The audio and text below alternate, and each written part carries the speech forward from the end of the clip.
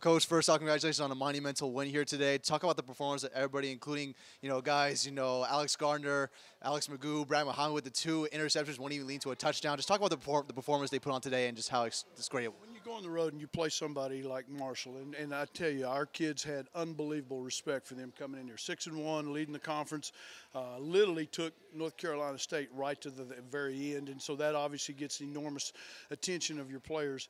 And I think, when you go on the road and you have to play like this, you have to really truly count on your playmakers to step up and show up and make plays. And obviously today was very good. Thomas Owens had a good day. The two running backs, combination back and forth. They had some very, very instrumental runs that kind of kept drives alive.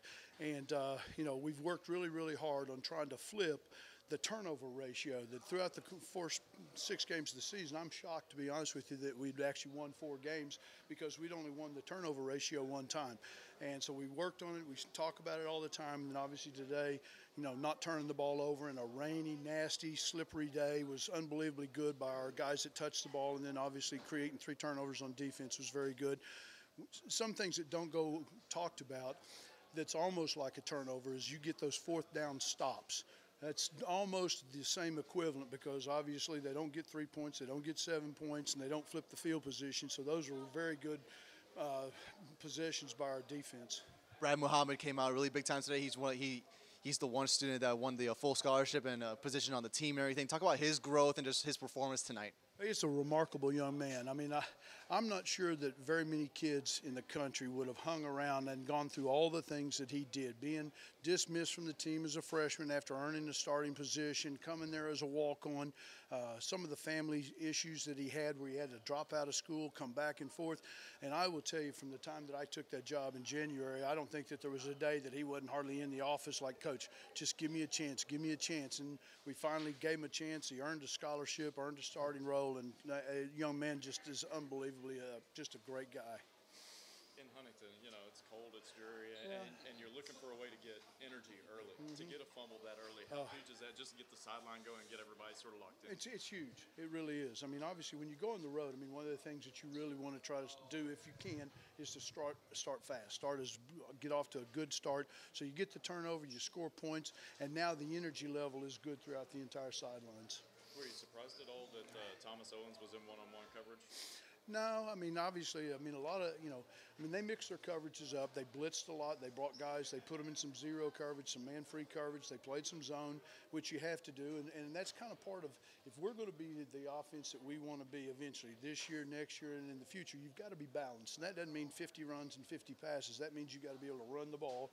And if they gang up at the line of scrimmage and they want to devote, 7 men to a 6-man box or 8 guys to an 8-man box, you got to be able to throw the ball one-on-one, and your players have to make plays. Alex being a 4th-year starter and his poise on the road against the team is first.